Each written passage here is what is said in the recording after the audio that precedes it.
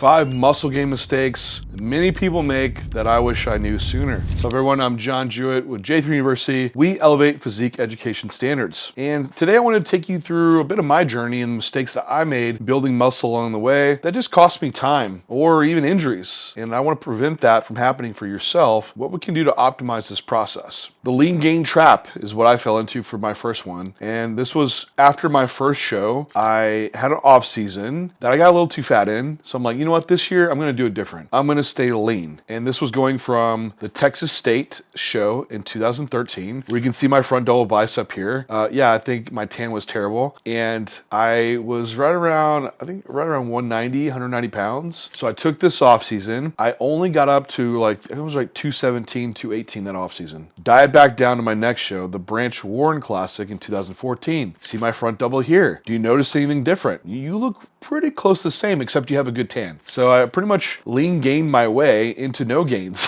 which was a little discouraging. I ended up being back right into the low 190s when I thought I was going to be maxing out the top of this weight class. So key here is that lean gains, although it's a great idea, you very well will be spending many weeks at maintenance and leaving a lot on the table. So my recommendation here is to make sure you're gaining at least 0.25% of body weight per week. This will ensure that you are moving upwards in weight that needs to happen, and that could be on the leaner side for many people. The other thing is commit to 16 weeks of massing. If you're trying to bulk and you get a little bit of fat and you always want a mini cut, you're not going to see that out to really make a lot of muscle gain progress over time. Next up, the dirty bulk. Of course I did that, or the dreamer bulk. You can eat all the fun foods you ever wanted to, all off season long, and you absolutely should make some progress, right? No, I'm not going to leave gains on the table, right? This was after that Branch Warren Classic. I masked up. I qualified for nationals. All right, got to up my game. You can see my front double here, just in the gym. This was 230 pounds. And man, look, I barely have abs. My face looks all round like a marshmallow man. And don't get me wrong, training was awesome. Was super strong.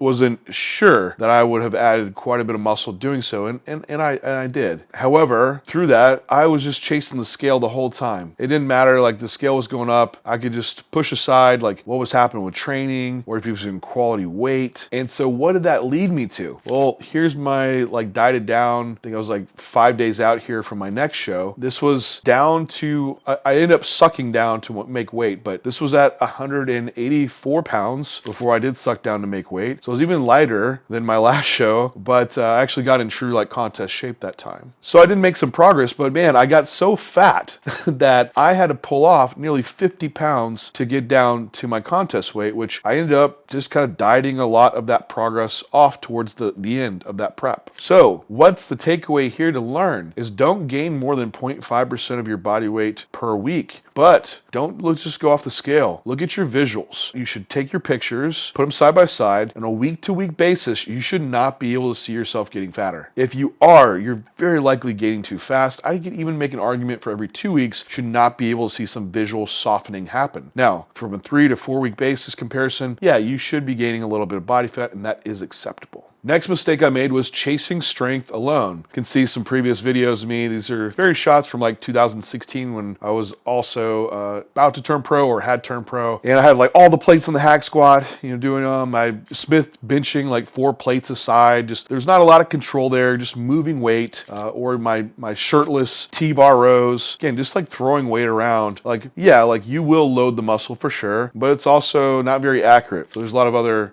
lost stimuluses that is happening, and I think injury prevention could have definitely been in mind around this, and which actually led to me getting injured at some point and tearing a muscle. Now with this, just chasing strength, is you're chasing the wrong things. Is that I would always think that when I had to beat the logbook every time that I went into the gym, and with this is really hypertrophy is about repeatable tension, not just loading the bar. And that's tension in the muscle, the target muscle. So there's a difference there between just moving weight versus creating tension in the muscle. And I should have been much more mindful of going in the gym every session and seeing how can I improve my execution for that target muscle. And a lot of times that would have been control the weight in the whole range. Simple as that. Am I using the full range of motion within that range? And do I have a tempo that also prevents me from losing tension on that it's in muscle? And then through that, we should have execution come first. Then organically, the logbook will rise from proper tension applied to that muscle. You adapt, and then you're able to come back stronger in the gym. Not just you try to make yourself stronger by throwing the weight around, shortening range of motions. That actually can produce less tension in the muscle. The next one was I was a bit addicted to training and a bit of emotional drive for me. I love to train. So I've had segments where I just trained too long or without off days, or wasn't mindful to actually take some deload time.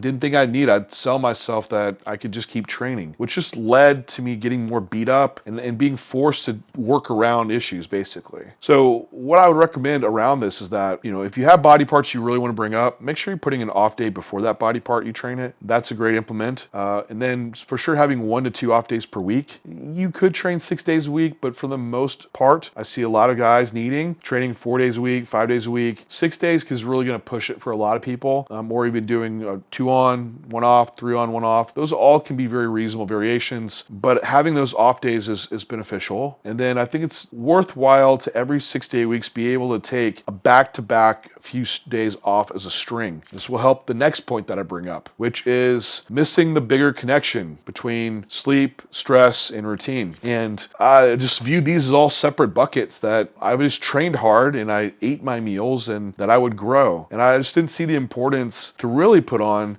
that sleep was going to raise the ceiling for my ability to adapt to training, that I could get more out of the same training, or I could even be able to train more and grow faster. And then also stress. And I don't mean just stress of like your boss is yelling at you, but just your mind being active on task of the day even. I was working 9 to 5. I have a second job of coaching as well. And basically from the time I got up, it was like cardio, pack meals, go out the door, work 9 to 5, get home, train, do client coaching work on the side, meal prep, straight to bed. Like there was zero downtime. And then on top of that, there was like toxic people in my life that were not helping me push towards my goals. And it just lowered the ceiling for me for what I could really do progression wise. And finally, when I started coaching people and I had people I was coaching that had harder jobs than me, realized like, man, I just can't get this guy to grow, or I'm not getting him in contest shape. And these were some of the biggest reasons why that was happening for them. So thing here, 7 to 8 hours of sleep per night, and make sure it's quality sleep. So, if you need a sleep apnea test, make sure you're checking that, but you should be waking up feeling rested and energetic for the day. Put in 1 hour of downtime for yourself in the day. 1 hour where you don't work, you're not on your phone, can do something relaxing. This could even be 2 30-minute segments to where you could spread this out throughout the day if you need to. I would take 1 day out of the week to truly have an off day of no work, no training, just doing something else that you enjoy. And then put more time into building healthy relationships. Maybe you kick off some of these toxic relationships as well, as having a positive support system around you is going to be a lot less stress and a lot more fun. So if I go back, I would tell myself these 5 things and not be such a knucklehead and probably get some more progress along the way. If you'd like to learn more about bodybuilding, check us out at J3U. Our level 1 course is the A to Z in bodybuilding, physique education. Thank you all. Any questions, comments you have, please leave them down below, and I'll talk to you next time.